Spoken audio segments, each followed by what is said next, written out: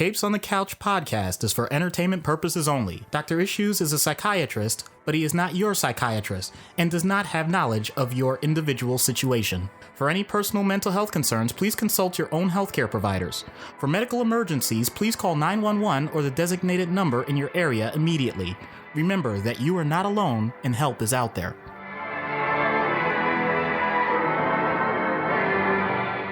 Hello and welcome to Capes on the Couch for Comics Get Counseling. I'm Anthony Sitko. And I'm Dr. Issues.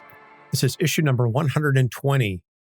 Isaiah Bradley, as selected by Ruby, our present level patron, and she put this one on the list sometime around the start of the Falcon and Winter Soldier, which just wrapped up last week. If you caught our John Walker episode, a fascinating and insightful pick and episode.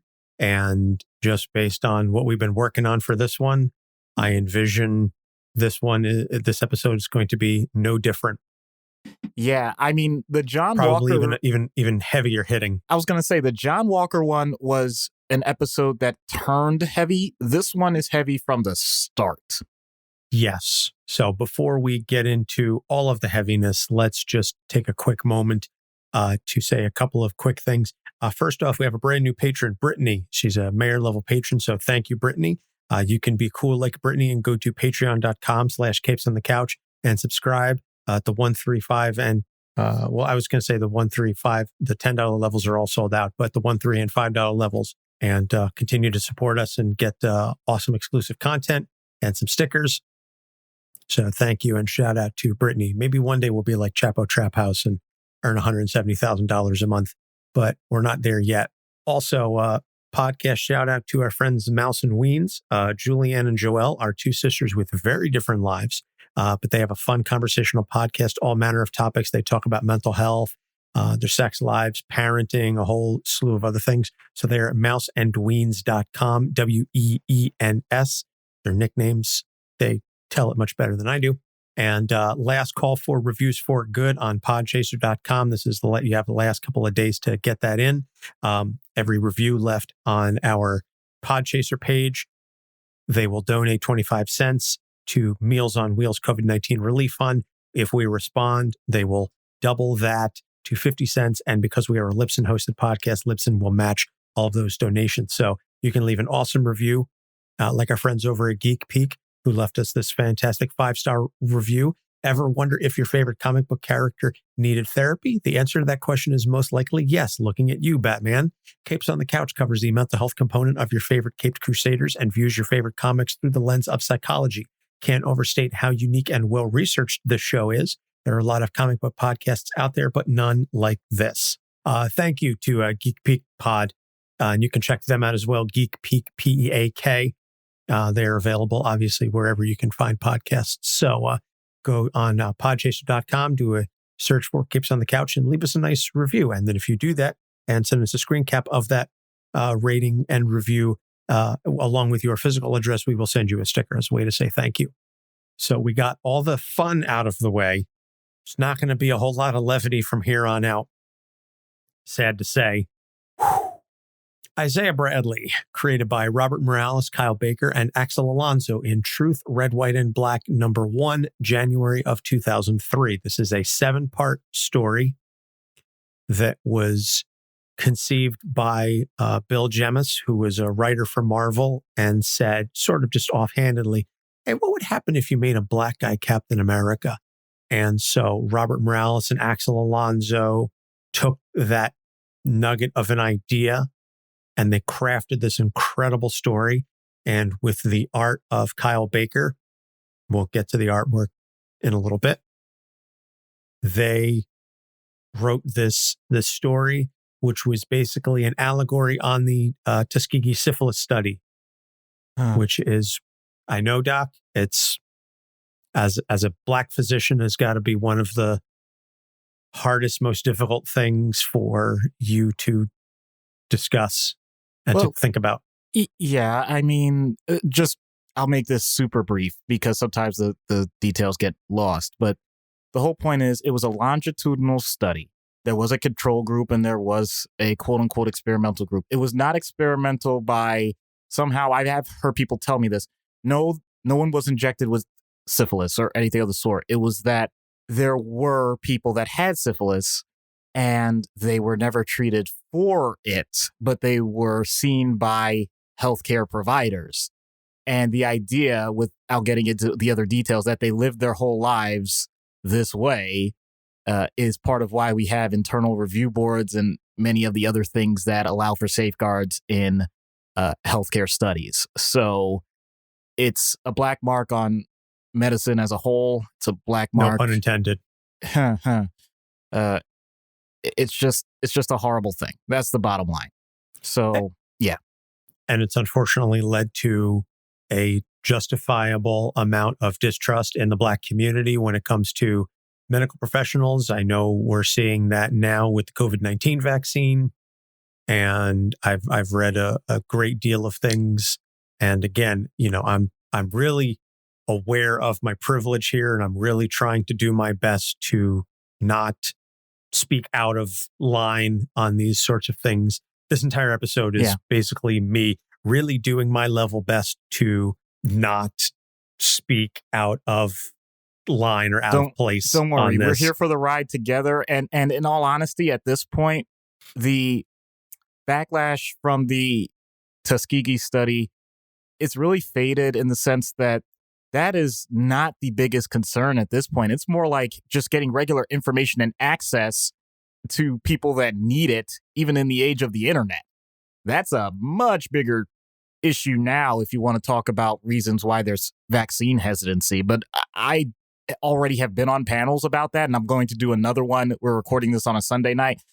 I'm going to be doing that tomorrow again. So that's okay. I'll leave the rest of that there. Fair enough. So in the story, Isaiah Bradley is drafted into the army after Pearl Harbor is bombed, leaving behind his pregnant newlywed wife, Faith. He's serving in an all-black platoon in Camp Cathcart, and the men are subjected to experimentation in an effort to recreate the super soldier serum. 300 black soldiers are injected. 5 survive, including Isaiah. Each of them has increased strength and endurance. Unfortunately, between battles and the lingering effects of the serum, only Isaiah is left a short time later. And so I'm not going to get into all of the details, although it is not really a long story. He steals Steve Rogers' costume and another shield, not the circular shield that Steve is known for, but more of the like, if you know Steve Rogers' original shield, if you know Captain Rogers' original triangular-esque shield, that's what Isaiah has.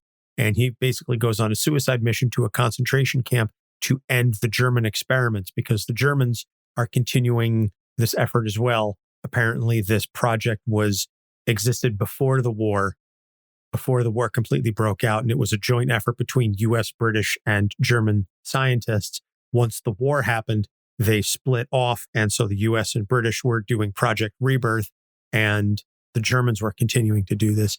And so he broke into this camp to end the German experiments. He's captured, and he's brought before Der Fuhrer. He's brought before Hitler himself, who decides to hand him over to Goebbels for experimentation to see if they can use his body to help recreate the serum. So just to add a little bit to that, he actually is fully restrained, but has a conversation with Hitler, and Hitler is trying to get him to agree to whatever it is that they're looking to do, if he can join him, et cetera, trying to play up the point, we're not against you.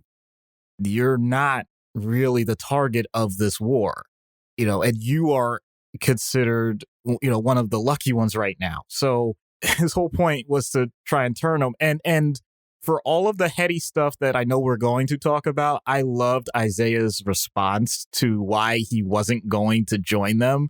It wasn't anything larger. It wasn't about race. It wasn't about nationalism. It wasn't, it wasn't any of that. It was, my wife would kill me. Yeah, that is true. So he's rescued by German insurgents, but when he returns to his base, he's court-martialed for insubordination and imprisoned because he wasn't supposed to go and do that. And also, the experiments that they ran on him were not on the books. So he gets pardoned by Eisenhower in 1960, but by this point, unfortunately, the serum has left him sterile and brain damaged. And so Steve Rogers discovers the truth about this program in 2003 and visits Isaiah in an effort to reconcile with him. And it's later revealed that while he was imprisoned, his cells were used in an effort to create another super soldier. And after 39 attempts, Josiah X was born, and Josiah joins the Crew, which is a group of Black superheroes written a couple years after this storyline. And then he also has a grandson, Elijah Bradley, who calls himself Patriot and joins the Young Avengers. And he initially tells everybody, oh yeah, I have my grandfather's superpowers. It turns out he actually injected himself with mutant growth hormone, which was illegal.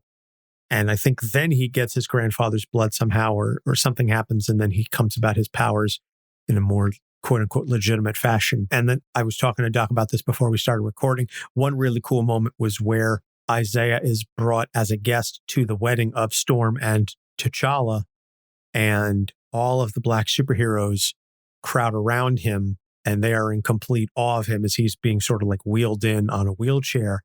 And Luke Cage is explaining to, I think it's Wolverine. I think this is who Wolverine's having the conversation with, because Wolverine is like, who is that?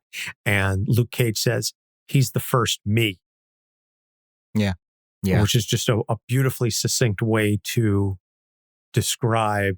Yeah. And I mean, it obviously downplays a lot of the stuff, but just the idea of Isaiah being the first Black super soldier.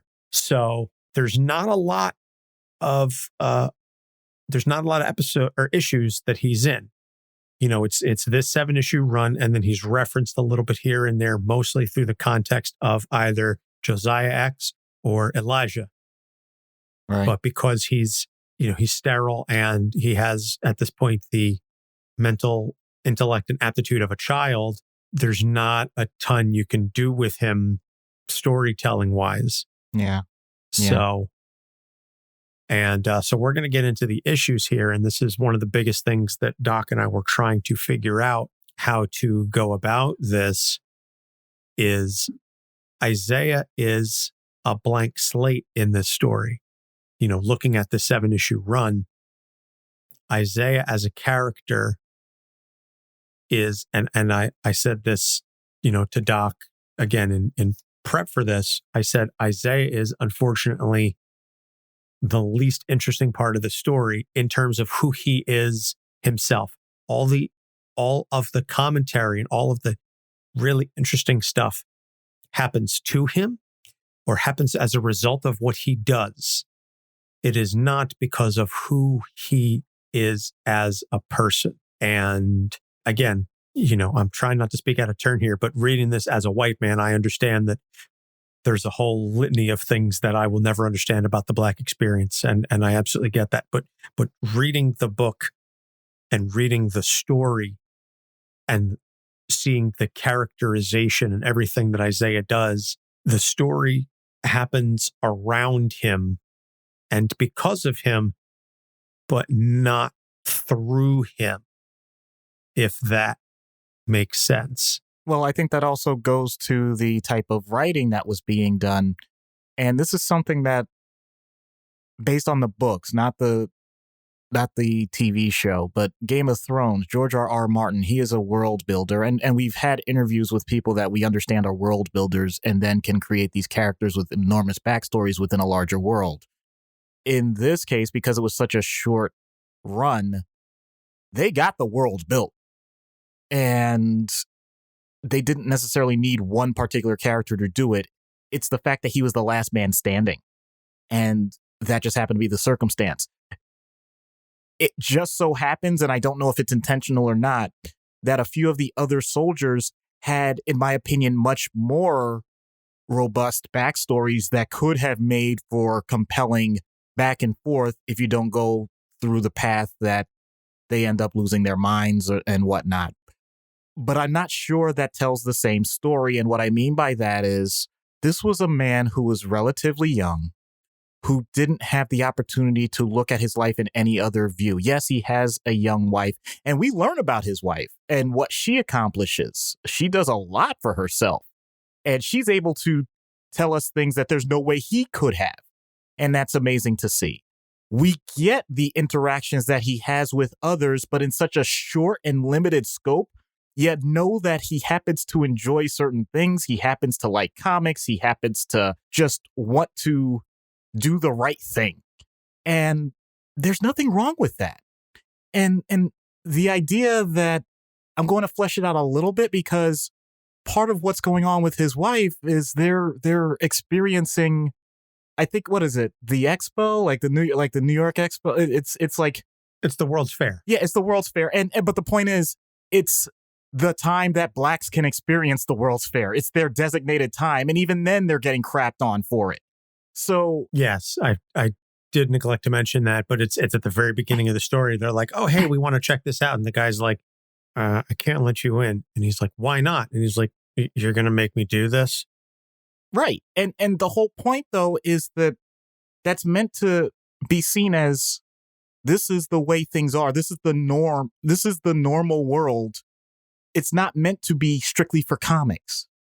And unfortunately, that does mean that people are going to get stilted in certain forms of development because society won't allow for it. In this case, well, you said, I had to cut you up, but you were talking about world building, and you said, oh, that the world is built because it's our world. I mean, aside from super soldier stuff notwithstanding, everything that happens in this story in the time that it happened was obviously, aside from being meticulously researched, but real. This shit happened. All of this stuff was legit. And I appreciate the fervor that you're showing for this type of content. And it makes me feel better about talking about this, because my fear is part of the reason why I'm saying the things I'm saying right now is because I know that there is a subset, and I've hinted at it for a long time. I don't know how large this subset is that are either in ignorance or in denial.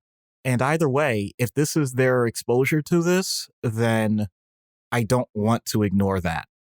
So, well, when I was telling my wife about this and I was explaining the Tuskegee study, she didn't know about that either. And so she's like, wait, so they did what? And I said, yeah. She didn't, until recently, she didn't know about COINTELPRO.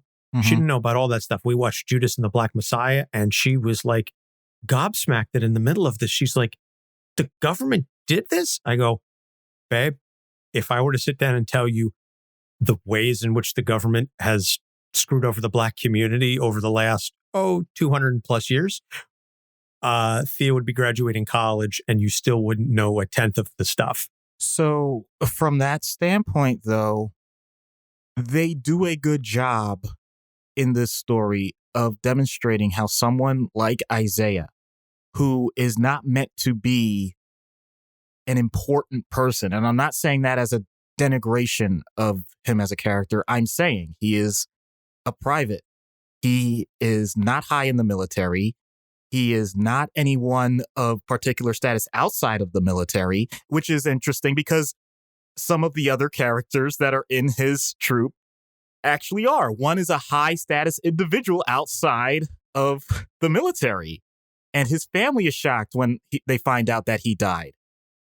You have the sergeant who has a huge backstory within the military of the things that he went through. We don't get all of it, but we get enough to know that this man has gone through some stuff. And all of those things. And meanwhile, even the way other characters do interact with him within his own quote unquote accepted community, he's not exactly beloved. He's accepted because they have that one shared common experience right now. It's not as if they're saying like, oh man, we really got to make sure this guy does great. He's got so much potential. No one says that. Not at all. He happened to be one of the people that survived along with that group. And they're like, well, I guess we're together now. So they have to go ahead and just make sure that we all get through. And yet, how is it that he's the only one? Here's the other thing that really can be painful, that it was random chance. It's not as if he was the chosen one, the selected one, or anything like that, as many of these stories are wont to do. I did a little bit of background, and one of the original stories kicked around was that classic, here's a scientist that experiments on himself, creates something similar to the original super soldier serum and there's some sort of correspondence, et cetera, but it gets violated by the war and the government and all that stuff. So a much different take where you would see much more agency maybe that got corrupted. They didn't go that route, and I'm glad they didn't, because that doesn't speak to nearly as many people. Anybody that's been drafted, forget the race part, anybody that's been drafted, and we did the military stuff last week, I get it. And you can picture someone being in a circumstance where they know they don't have all the information, but they know that this is the only way they're going to survive, and having to just endure. Each day itself is its own challenge. Can you imagine the anxiety? Can you imagine the depression? All of those things that go along with it. And yet, because this is a life and death literal situation, you don't get those choices.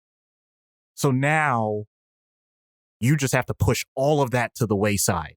Who knows how that comes out later? And many of the other characters, we see it come out immediately. We see it in the rage. We see it sometimes with jealousy. We see it sometimes with just this. At one point, one particular character, and I apologize for not remembering the name, you could tell he actually revels in the violence, and that creates its own problems. So all of it. Then throw on top of that the overt racism. That's something that I admit, even to this day, I'll never pretend to totally understand because I wasn't in that era. But stories like this remind me, and not that I needed much reminding, but it does remind me that those things happened in a way that I'm grateful I haven't experienced at that level. I still get the name calling sometimes. I still get the things where I wonder, is it meant to be racist? And I get sometimes just really overt racist shit. Pardon my language.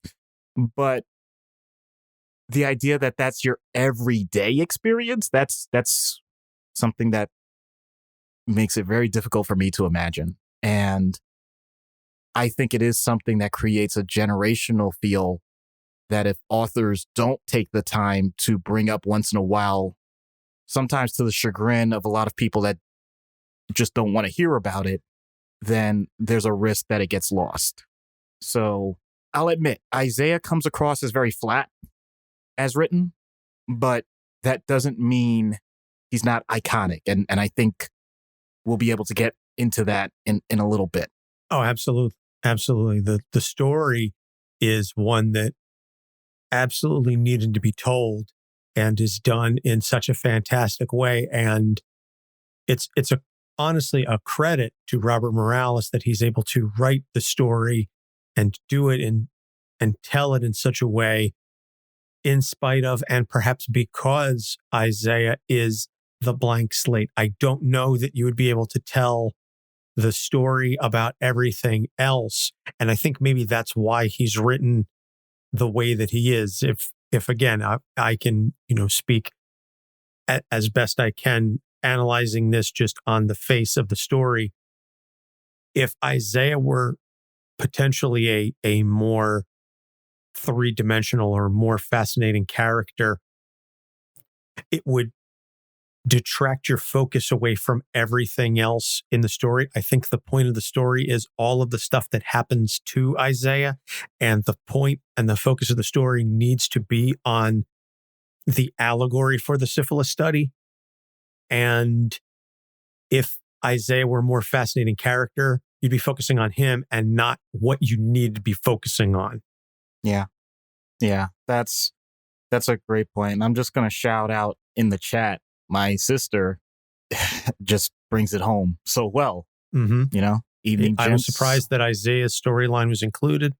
I'm sorry, you were reading. Yeah, it was important to see this as we watch. Obviously referring to, Captain Falcon and Winter Soldier. We had a difficult conversation with our son regarding this country's history with legally and medically abusing Black and brown and the underprivileged. And just to bring it to something that I know you wanted to bring up, Anthony, and I'll admit I might be hot-shotting here. That's not my intention. The artwork for this book, for the comics, it's typical of that part of that artist. I'm not a huge fan of that style usually, but I think it does a good job because when you first start out, each of the African American characters has their own look. But as they get experimented on and as they survive, and they do have the group shots of them after the few of them that have survived and everything else, they all start to look very similar. And I think that idea of that they were basically stripped of what their personalities were for the sake of whatever the larger agenda was. That's something that is incredibly common when you look at the history of many underprivileged people, underprivileged cultures, not just in the United States, but all over the world.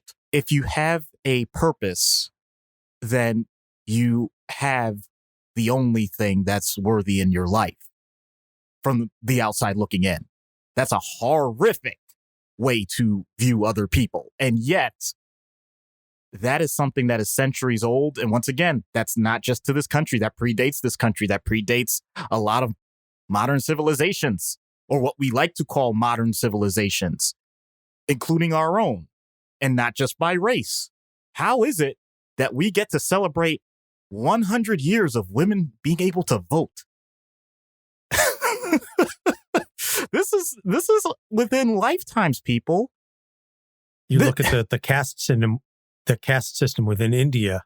You look at apartheid, in South Africa. You look at the way that indigenous peoples were treated in Australia. You look at the way indigenous peoples are treated in this country. You look at the way certain populations are treated in Asia and, in China, and just the hierarchy it hurts me, Yeah. The whole point is, this is the weight of the everyman. That is what Isaiah is carrying. He's carrying the weight of the everyman.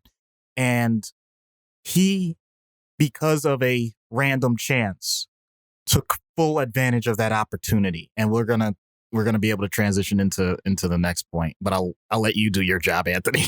No, I was going to say, just from the art standpoint, that I've spoken. Our patrons who listen to the trade paperback reviews know that I'm very big on artwork. This was absolutely not my favorite art.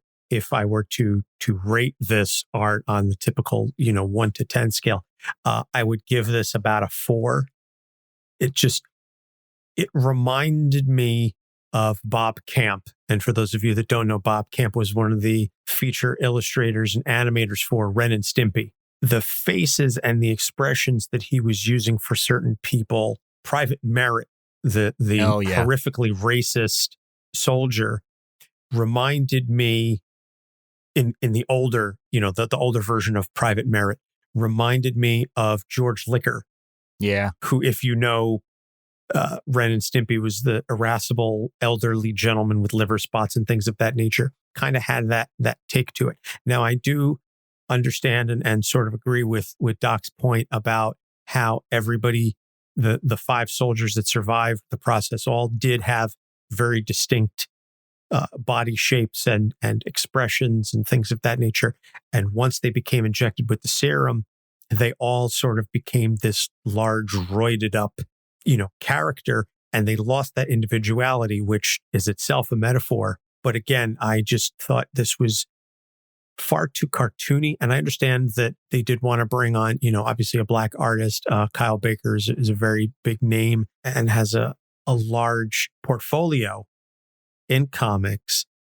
But it's just, I would have liked to see somebody with maybe less cartoony. I would love to reread this story with different art, but, the same layouts and everything, same thing happens, just maybe less cartoonish, because to me, again, it detracted from the seriousness of the story. So what I'm about to say is not necessarily the way I view it, but I think we should take the opportunity then to point out that style, in a way, maybe not intentionally, but ends up becoming a pastiche of what sometimes would be portrayed in Black culture in terms of some exaggerated features and other things that, depending on who was doing it, portrayed a different emotional tone to it. So in other words, it can either be a celebration of just being really unique and sort of carefree, or it can be a mockery. And clearly this is not a mockery, and in no way does it come across. If you read any of it, it's not a mockery. Not at all. But so from that standpoint, I actually do appreciate that style for this particular story, but I'm also going to bring something up that I wish I hadn't done a dive on. And that was the very first cover of issue number 1. It's a black silhouette, and you could tell it's meant to be the typical patriotic backdrop and referencing Captain America, but apparently there was a huge backlash towards it. And the idea that somehow this was going to taint the legacy of Captain America. And once again, when those types of things come up, it's like, well, taint what? What could people possibly be referencing? And me and my naivete, I would think, oh, well, they must be talking about the timeline because this is after Pearl Harbor. And, we know when Captain America really originated and all of that. But you continue to read the issues and it's like, oh, well, they folded that in and explained perfectly. And so, yeah, it fits in just fine. So it can't be that. And then I looked in a couple of forums that maybe I shouldn't have. And I realized, oh, okay, never mind. I know exactly what it is. And I didn't want to deject myself too much. But overall, when people got the entire story, people got it. And I respect that. So I don't want to make it sound like that was everyone. It was a very small subset. But to say that art can lead to some very charged responses, like visceral responses, I think that's important to say from a mental health standpoint. What does it say about you that when you see an original cover of something, that it invokes emotion? It's okay to be excited about something. It's okay to dislike something. There's nothing wrong with any of that. But if it starts to get to the point where you think it says something truly tonal and moral or anything of the sort without giving context, you may need to investigate that about yourself. Just saying. Absolutely. So moving into the second issue, as it were, then, and this is something that you brought up, you typed it into our show notes. So I honestly am not 100% certain what you mean by this. When a monolith truly is a monolith. And I have an idea because obviously I understand the notion that Black people are not a monolith. And, as a political science person, I read that all the time, that the Black voting community is not dissected nearly to the extent that white voters are broken down. They're broken down by age, gender, socioeconomic status, education status, this, that, and the other. And then for Black voters, it's Black men and Black women. End of story. There's no further parsing of Black community voting wise. And like I said, as a poli-sci person, and I know Matt is in our chat, and Matt is even more of a political junkie than I am. And I know he knows exactly what I'm talking about. This idea that when it comes to the Black voting bloc, that it's a monolith. But I'll let you get into sort of the issues here with what you meant by that. Sure. I don't mean this as narcissistic as it sounds. There are some people that truly are as representative and as great as they're supposed to be. Many of them have died, in theory, before their time. Martin Luther King was assassinated. Mahatma Gandhi was shot. People that, in theory, are trying to invoke change and do good in the world, ironically, often in a peaceful nature, that end up in situations that they didn't expect. Nelson Mandela being imprisoned for so long. All of those things. I apologize if my voice is changing a little bit. I'll admit this is a kind of an emotional thing for me, but I digress. What Isaiah ends up doing, where he is thrown to the wolves, it's already been determined and said in the story, no one else has survived. No one's supposed to even know that this experiment existed. So we're going to send him out. Well, before anyone could give him those marching orders, he took it upon himself because he came to that conclusion as well. And the idea of what he experienced in that short part of the story, which is really only a few pages. This is not that long. He gets the costume, goes out. That's the cliffhanger. He goes in, beats some people up, discovers way more than he ever imagined in terms of bodies, in terms of other experimentation. People that, because they don't speak his language, now view him as a threat, but he wants to save them. They reference the gas chambers, and he survives it only because of his own strength with the super serum. He gets courted by Hitler, to say nothing less. So at this point, in such a short period of time, he saw so many things, and the fact that he was rescued meant that he did a lot of good. And the idea that because he did good in a way that people didn't expect, it destroys his life. He doesn't get to have the life that no one else is going to. But because of him, many people are going to be able to have that life. What I'm referencing is that despite all the things that have happened to him, and ultimately him losing his mental faculties and all of that, he's able to be cared for by his wife. And in the story, it's that so many people... Sorry. Take your time, bro. Is that so many people, celebrities, especially the Black community, and I love just the picture, just all of the pictures on the wall. Anybody that knows him and they know they can't talk about it with anybody else, this is just for them. This is what he means to all of them. I know he's a fictional character, but even reading this, he started to mean that to me. And from that standpoint, it's the idea that even when you have nothing, or people think you have nothing, and you can still do the most amazing things in the world, and nobody ever even has to know about it. You could end up being that one inspiration for someone else that they never knew they had. And I will admit this, that I've had patients tell me to my face that I'm the only Black doctor, let alone psychiatrist, that they've ever seen, despite the fact that I graduated with plenty of Black doctors, and I know more Black psychiatrists. And yet, for them, I'm the only example in the world. So that part, I'll admit, hits a little heavy sometimes. And I don't think about it because I actually don't want attention. I don't want people to pay attention to me. And I, for some reason, resonate very heavily with Isaiah on that point. It's not that he didn't want attention. I know I'm bastardizing it, and I apologize as a human being. But the idea that someone said to Captain America, you don't know the Black Captain America, and he actually found out for himself. He didn't have to wait on anybody else. He took that time. That reminds me when people say, you don't know about Black Wall Street? You didn't know what was going on in Tulsa before it got burnt to the ground? You don't know what was going on in the Carolinas?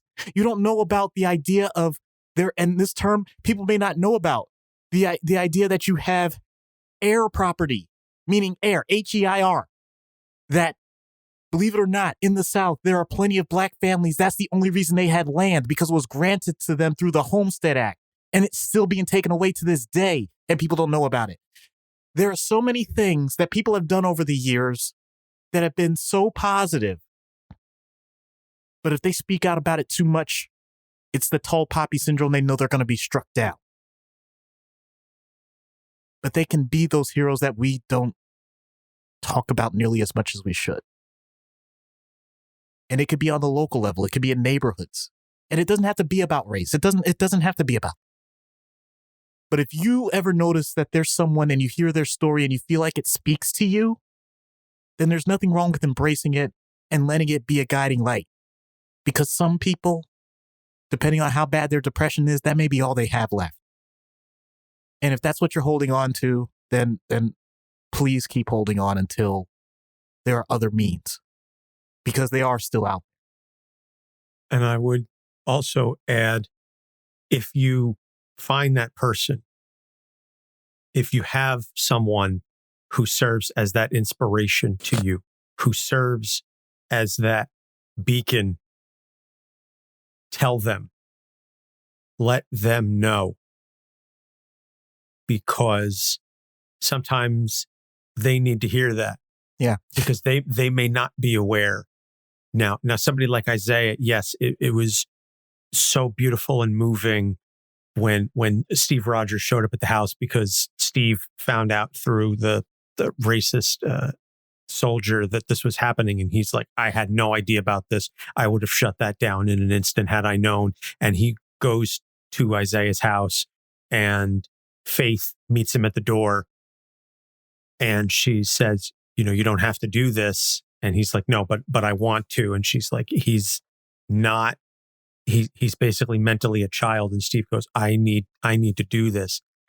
And while Faith is going to get him, he's looking on the wall and he sees everybody came to visit him. Richard Pryor, Muhammad Ali, just the litany of celebrities, overwhelmingly Black, not all of them Black, but overwhelmingly Black, that came to visit and pay their respects because they heard the story.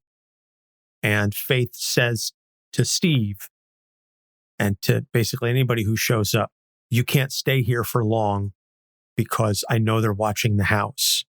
So if you're in for a few minutes, they'll just think that, okay, you're coming to pay your respects to him. Yeah. And then that's that. And that alone broke my heart, that you're not allowed to stay and spend time. And his story can't be told. And that was something that was done very well in the show, in the series. Mild spoilers, I apologize, for Falcon Winter Soldier. But saying to Sam, don't tell people, because I've managed to survive now because they think I'm dead and nobody knows who I am. And if my story got out, I'd be dead by the end of the day. And I think in some ways that's reflected in the comics as well. This notion that they can come and the Black community can pay their respects fleetingly, but his story can't be told publicly because something would happen. Something would happen to him, or something would happen to Faith, or his daughter, or his grandson. Something would happen to them, and they can't have that. So they have to sit with this knowledge of all that he has done, and worse, all that was done to him. And they have to keep quiet about it because that's the only way they survive. Well said. Well, just yeah, that's it. It's ridiculous. It's because it's so, that's why this story resonates, because I said it before, this happens. It has happened. It continues to happen to this very day. There are two sets of justice in this country. There's one for me and there's one for Doc. And it should not be that way. I know it's naivete, and I know it's pie in the sky thinking, but God damn it, it doesn't mean that I can't get angry about it. Yeah, I appreciate it. I do. And you know I do. I know. So we're gonna take a break. And when we'll get back, we will get into treatment, whatever that can theoretically look like. So stay tuned. We're going to catch our breath, and you should as well.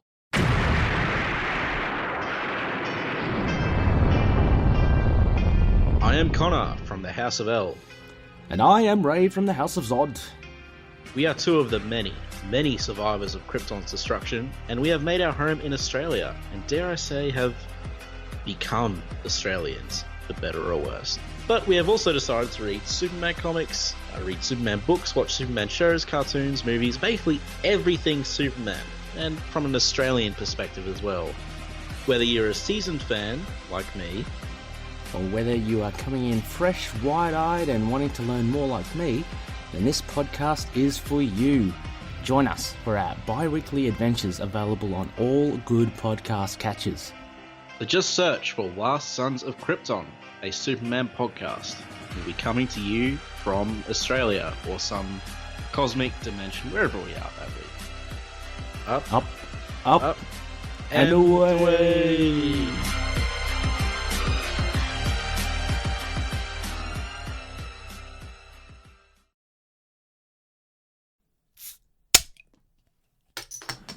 Well, hello there. I'm Brian Wayne, host of the Cheers to Comics podcast, and I'm here to bring you the ultimate comic book podcast for readers and lovers and collectors of all levels. Whether you're trying to get caught up on last week's books or you're just looking to check out the latest interview with the latest creator, this is the podcast for you. So, if you're looking for a comic book show that doesn't stray away from the topic and you're looking to get an insight from a true fan and lover of this industry, then tune into the Cheers to Comics podcast 3 times a week as I, Brian Wayne, raise a glass to this wonderful, wonderful industry that is comics. Cheers. Hi, I'm Howard Mackie, and this is Capes on the Couch. Welcome back. So, treatment in universe, out of universe. I don't know. I don't know what you say here. Because again, Isaiah's not the problem. Right. But offering support, it can be a help. And I don't even know. I think, maybe Faith is the one who needs the support and the help for having to care for. Yeah. This is where I'm a listening ear. I try to, well, if we're going to do in-universe, if we're going to do comics, I mean, even the official person that's with Captain America, when he's talking to Merritt, he gives a history lesson that is a hoot and a half in terms of just talking about the Afro-German experience and what that meant. And a few other angles that clearly we don't have time to get into.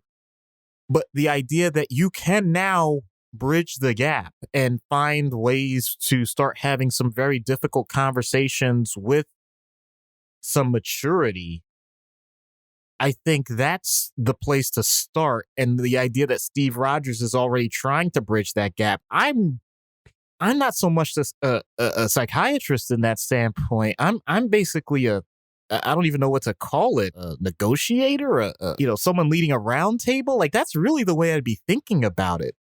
This isn't just about individual mental health concerns for one person. Now we're talking social determinants. Now we're talking, what do we do to really start finding a way where you have people that are superpowered and wanting to right a wrong? How do we go about that? And if that's what I need to do, I think that may be my bigger focus, which is not what I usually do in our world. So I might look to do something like that. I don't care if it's through S.H.I.E.L.D. I don't care if it's through any other avenue. Whatever could be done with me as one of the voices for it, I'd gladly jump on that. Because I think that's the point. The tide has turned.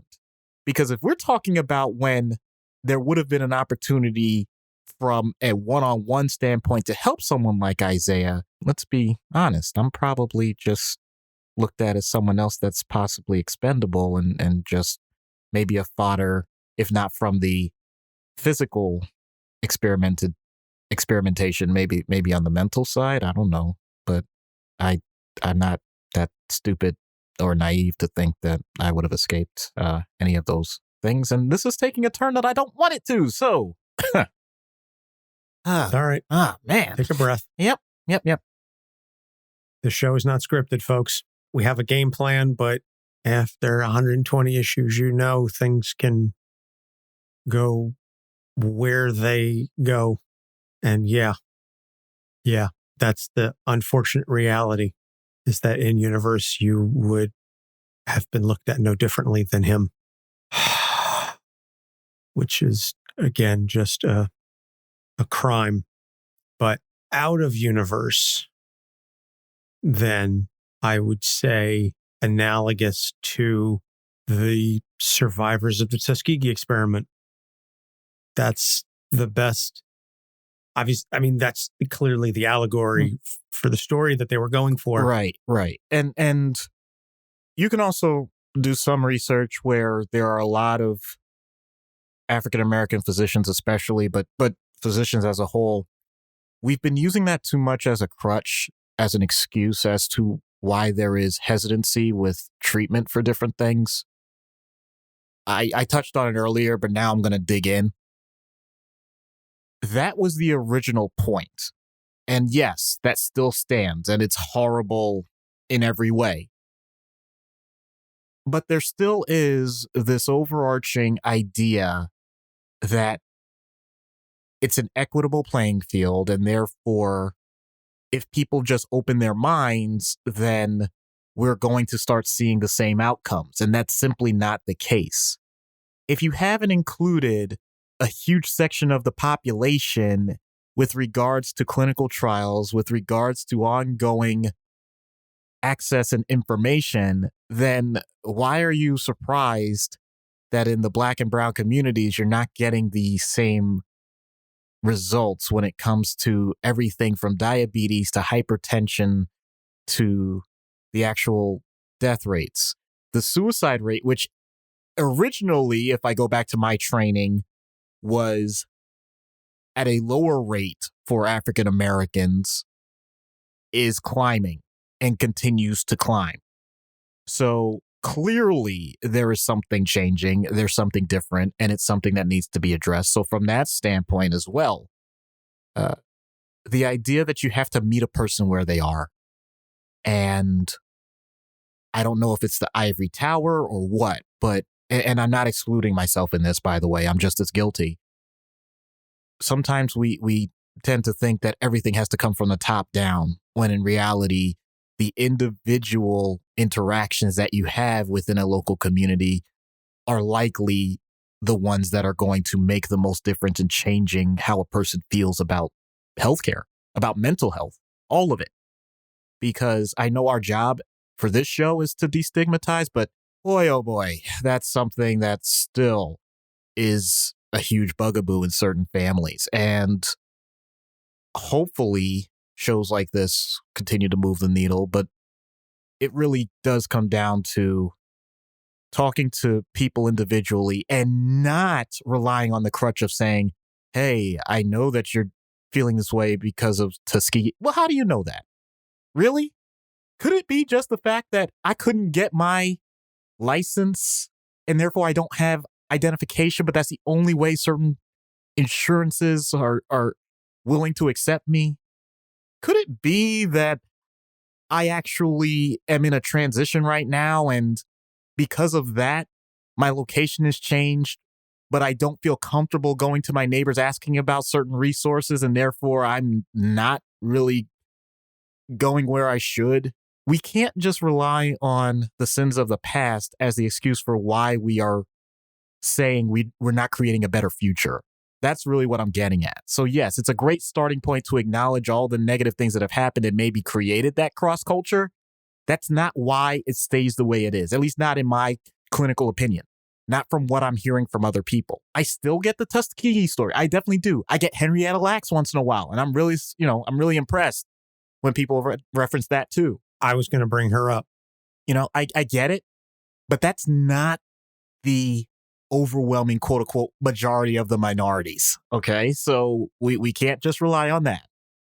And one of the ideas that's come up, and it was referenced when we did Luke Cage, but I don't think I wanted to at the time say it in this way because I wanted to research it a little more. But true, there's a grassroots format, and it literally is the barbershop intervention, because one of the most common areas in the Black community is barbershops and salons, and doctors actually going in and having some of the tough conversations that people don't like to have. Like, when was the last time you got your cholesterol checked? When's the last time you actually went over with your doctor what your medications were? Because maybe you can get off of them and you don't need them as much. What resources do you need? I don't want to make it sound all negative as if it's accusatory. No, not far from it. Just what's going well in your life? What are the things that you're willing to talk about that you haven't had the opportunity to say to someone outside of your own immediate circle? What are the stigmas that you think still exist, or things that you feel like you can't talk about with other people that don't quite look like you? These are things that if you say it any other way, they become taboo and alienating. And yet, depending on who it's coming from, it can actually be empowering. So I want to bring that up for the people that if that's relevant to you, then by all means, take advantage of it. And if for those of you that say like, well, this has nothing to do with me, maybe not you, but maybe it has to do with someone you know and you didn't even realize it. I have nothing to add, nothing of substance anyway. These are incredibly difficult conversations, and they're necessary and they're vital. And I hope that one day we can stop having them. But I also know that that day is not likely to be in either of our lifetimes. That's very sad. Maybe in our grandchildren's lifetimes. Maybe. I hope that we can stop having to have some of these discussions. But it always boggles my mind when I hear racism discussed as a problem. It's the only problem I can think of that will just go away if we magically stop talking about it. Everything else, you have to acknowledge the problem. You have to accept that it's real. You have to acknowledge it. And then you have to make steps to determine how to address it. Racism, whether it's the systemic or just the one-on-one, using of the N-word or other horrific language, is the only problem I've ever heard of that it'll just go away if you stop talking about it. Why do you have to drag it into everything? Because it's baked in. Okay? Why is race always a part of politics? Because it's baked into the country from day one. It's like trying to make a lasagna without cheese. Like, it's baked in. It's part of the ingredients. You can't do it without it. It's a shitty analogy. I get it, but God damn it, just. All right. Now it's your turn. Take a breath.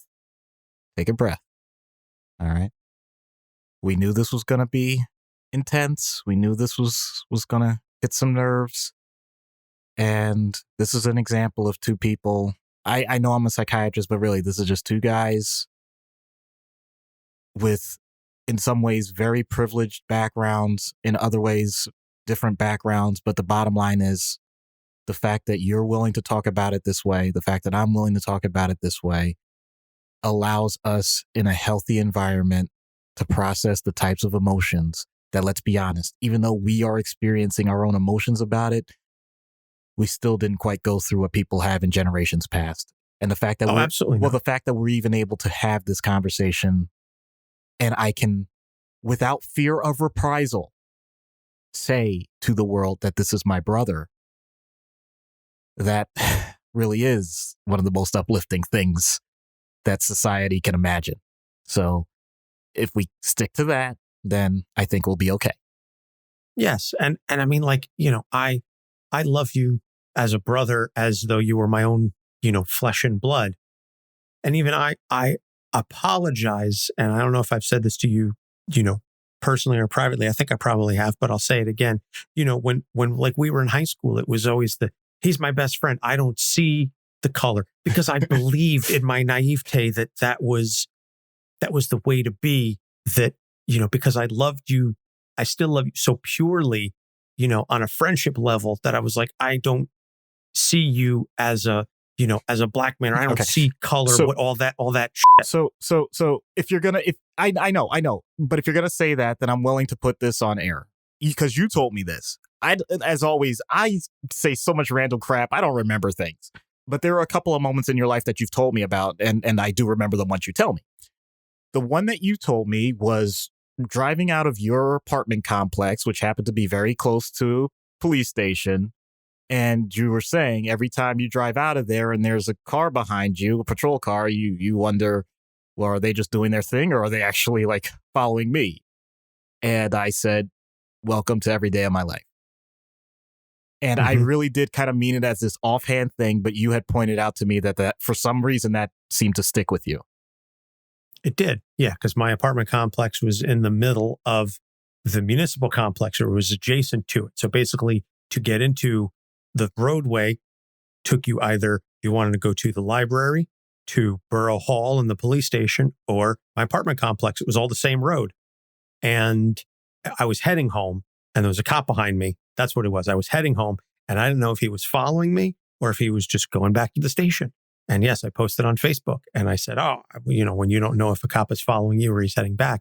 And you said, welcome to every day of my life. And I was like, son of a bitch. It was like a light bulb went off. And again, that's what I mean when I say my intentions were good in that I see you as a person, but I also acknowledge and apologize for all the times that I said, I don't see you as a black man. I just see you as my best friend, because to do so invalidates all of the stuff that you're describing. And it invalidates everything that you've been through, because to say that means that whiteness is the default. An apology accepted. I really need to say that. Sorry. No. Okay. I knew you weren't going to accept the apology. You weren't going to be like, oh, this now. Yeah. What do you mean? All right. I mean, again, we could go on and on about this, but in any case, we're going to get to the skit. And full disclosure, this one was not an easy one to write. It's not going to be an easy one to play. I, for reasons that should be clearly obvious by now, am not going to be playing Isaiah Bradley in this. And this was an idea that I had in the process of writing this. I said, we need an older black man who has clearly experienced some things in his life and seen some stuff. And we need an angle for this that I cannot contribute. And so the part of Isaiah Bradley is going to be played by Doc's father, a man that I am proud to call Pops. Yeah. He's been a fan of ours since day one.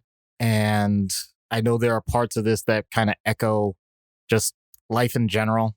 I mean, obviously he was never a super soldier, things like that, but there have been some men on that side of the family that were in the military and, saw some things, and that includes two of his brothers. And then in terms of caring for someone that just mentally has had changes over the years, that's something that he continues to experience. So from that standpoint, full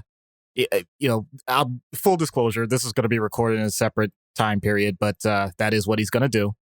And I'm just apologizing ahead of time. I'm going to record this right now, at least my lines. And there may be some starts and stops, and I do not envy Anthony editing this, but I will gladly do my best. And that's... So without further ado, here's what happens when we get Isaiah Bradley on Dr. Issues' couch. Hello, Isaiah. I'm Dr. Issues. You the doctor?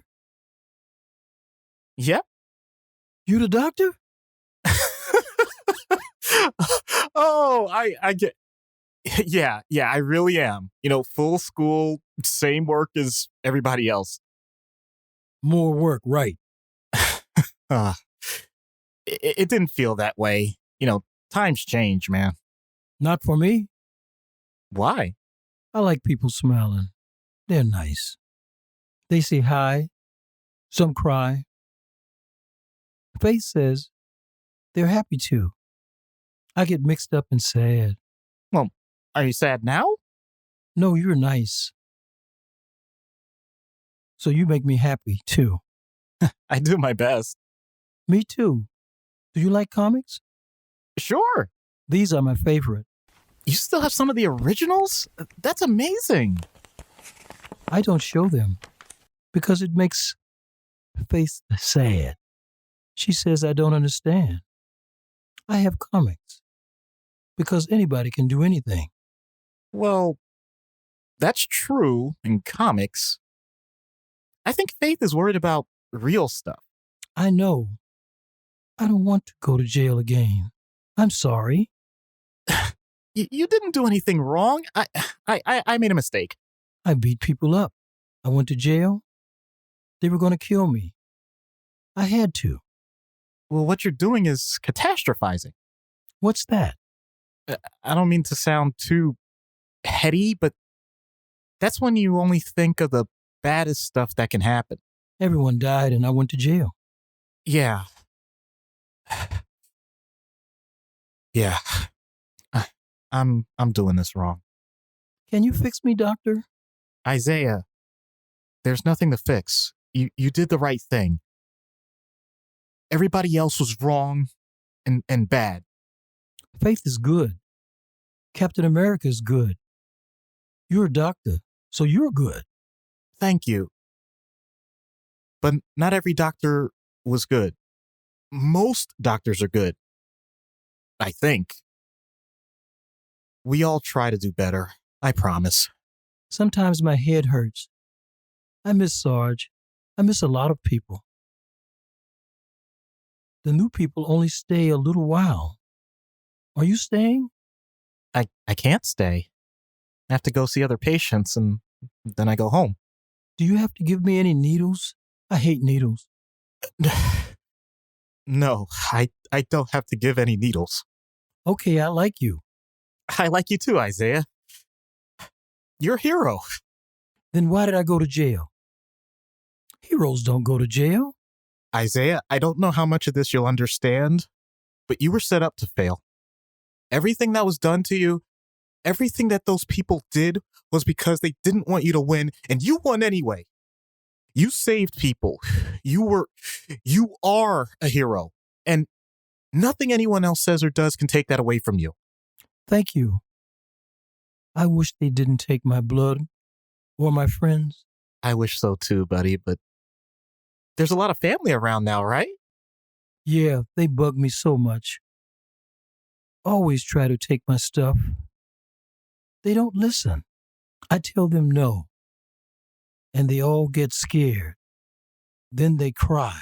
They cry. I don't like crying. I don't either. Is there a way we could make them happy? A whole lot of snacks. I keep them hidden just for the kids. You can have them too, if you want. No, thanks. I'm not sure there's anything else I can do, really. I have to admit my limits. I get starstruck by you. Just like with Steve. You know Captain America too? Yeah, he gave me his costume. I wore it. I know. It's your costume too, Isaiah. He shares it with you. You want to wear it? It's still good. No, that's okay. I'm not. I don't. Oh, can I just take a picture with you? You know, that'll make me feel good, like everybody else. Okay. This is the type of thing that makes me remember why I became a doctor in the first place. Sometimes all I can do is listen, Isaiah. You do that a lot. More than you know. Thank you, Isaiah. It has been an honor to meet you. Are you going to come back? I hope so. Okay, I'm sad. You're going, but happy you'll come back. We'll play a game. Bye. Folks, we said at the top this was going to be an emotionally heavy episode. I think this is heavier than Roy Harper. I think we finally have an episode that outdid Roy Harper.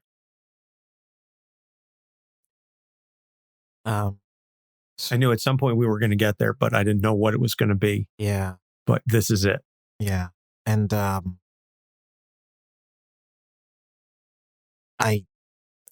I wish I had other words besides the idea that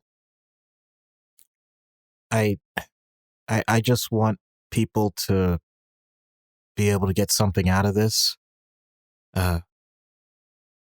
Writing this was one of the most difficult things that I've ever done, and it's because it invokes so many different things for me, professionally, personally, and I'm used to I'm used to the idea that I'm supposed to bring people some sense of positivity, and Matt just hit on something that I guess is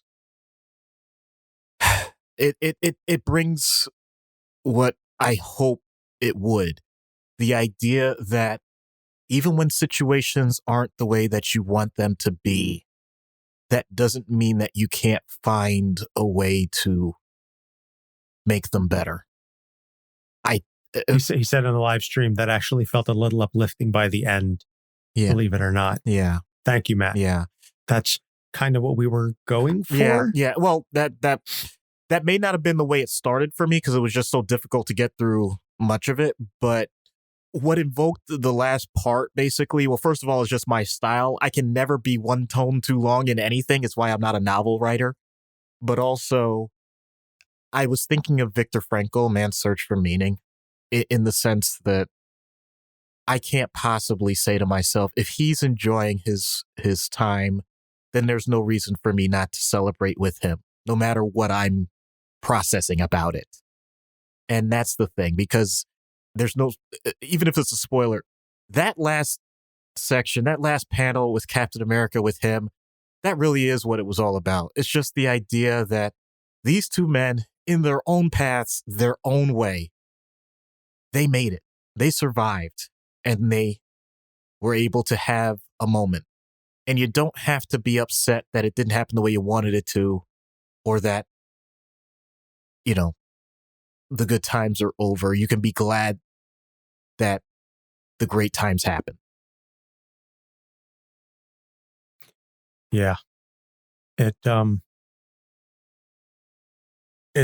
It's not easy to find the joy, to find the silver lining, to find the upside to things.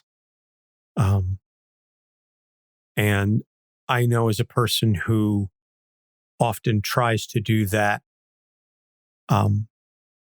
sometimes pathologically so, that I have to find the optimist, I have to find the positive in things.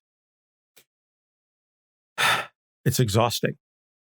It is tiresome, and it can wear you down, and it can beat you down, which is not the point of trying to find the optimism.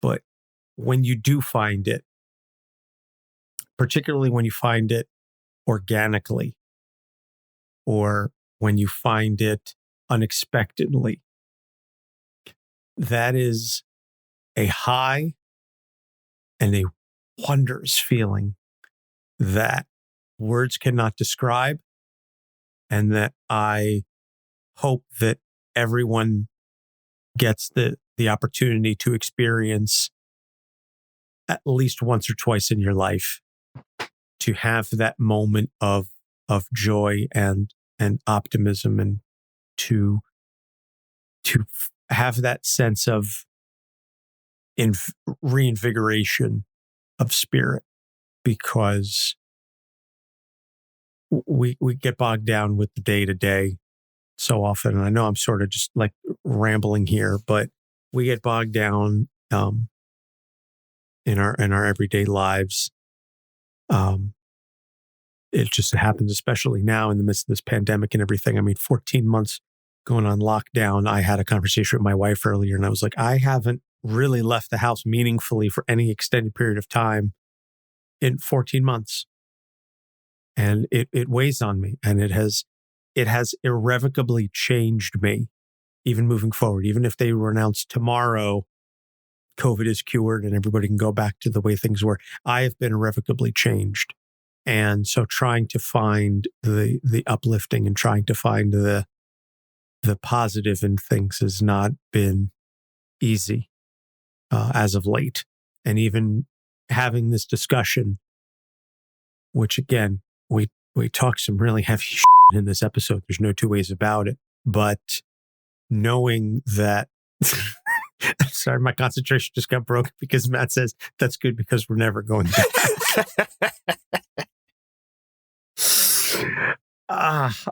Perfect timing, Matt. Perfect timing. Thank you for breaking me.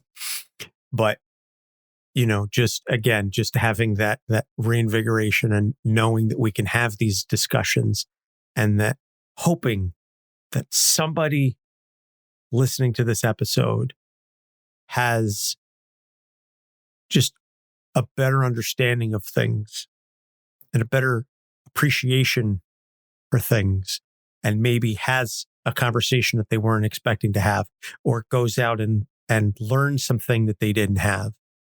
If we taught you something in this episode, then we did our job, and it's worth it for me, and I'm fairly certain it's worth it for Doc as well. Damn right. So recommended reading for this episode is obviously Truth, Red, White, and Black. Go out, Marvel Unlimited, find the trade, read it, get some insight, and then read stuff. Learn about the things that they didn't teach you in history class, in high school, in grammar school. Learn about the Tulsa Massacre. Learn about the Tuskegee experiment. Learn about Henrietta Lacks. Learn about Fred Hampton. Learn about these names of these pioneers of civil rights. Learn about the folks that they don't teach you in the whitewashed versions of U.S. history. And it was something that Matt had said earlier. He said, I despise public education for everything I had to find out about history on my own. Read the stuff they don't teach you in the history books. Yeah. And okay, so I just realized, because I'm not going to have a pun this week. And well, if we're going to go all in, I'm willing to go all in. So there are two names that really come to mind that outside of my family that ended up shaping me from an early age. One of them is Dr. Williams. And what I mean by that is Daniel H. Williams, the first person to actually successfully complete cardiac surgery, which put me on this bent that I was going to be a cardiac surgeon, African American. And the other one is, and I don't mean this in the political sense, please, people, so don't get into that with me, because I read his book, Ben Carson, Gifted Hands, Think Big. He's a neurosurgeon, pediatric neurosurgeon. He ran for president, didn't win. It doesn't matter whether or not I was voting for him or not. I'm not getting into politics about it. The reason I'm bringing it up is because he was another person that was inspirational to me. The thing is, and why some of this stuff was hitting me so hard, is because Daniel Williams was dead long before I would ever get the opportunity to meet someone like that. And I would think in my life, like, wow, if I could ever go back in time, I would love to meet that person. I got to shake Ben Carson's hand. He gave the speech at my med school's graduation at the request of our student body. So the fact that I was able to actually meet that man and just shake his hand and have that moment, that is one of the most amazing things that I'll carry with me for the rest of my life.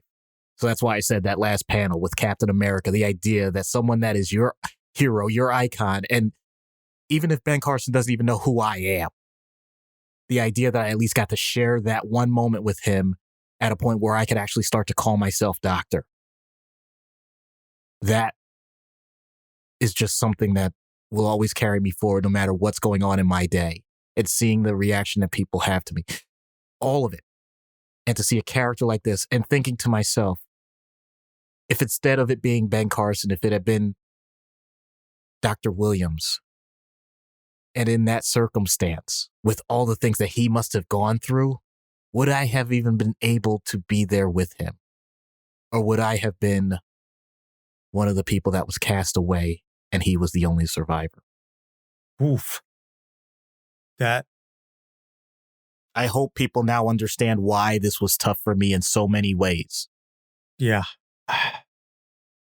And here I thought we were out of the woods with the emotion. I was like, oh, we're wrapping up. This will be fine. Like I said, I don't have a pun. What the hell do you expect? So upcoming episodes, then comic book death, as suggested by Matt. Which actually is probably going to be pretty light, knowing the way I am. And knowing the novella that Matt wrote for his submission, there's a lot of material to talk about, and we're going to have fun with that. And then we're going to talk to our friend Erica Schultz about her new book that's coming out, So that'll be released in a couple of weeks. And then Nebula from Guardians of the Galaxy and that series of characters. So those are the upcoming episodes. I don't envision there will be nearly as much lumps and throats for those episodes as there were in this one. I hope not. I mean, maybe Erica will tell us a really sad story. I don't know. I can't promise that. But in any case, you can find all of our episodes on our website, capesonthecouch.com. We're on Facebook, Instagram, and Twitter at Capes on the Couch. As we said at the top of the show, thanks again to our new patron, Brittany. You can go to patreon.com/Capes on the Couch and subscribe to unlock additional content and some good stuff. And that's all I've got. So please take care of each other and be good. And yeah. Doc, anything else? Oh, no. Pun or otherwise? Oh, no. I am all tapped out on this one. The same here. For Doc Issues, I'm Anthony Sitko. Thanks for listening. We'll see you next week. Capes on the Couch podcast is for entertainment purposes only. Dr. Issues is a psychiatrist, but he is not your psychiatrist and does not have knowledge of your individual situation. For any personal mental health concerns, please consult your own healthcare providers. For medical emergencies, please call 911 or the designated number in your area immediately. Remember that you are not alone and help is out there.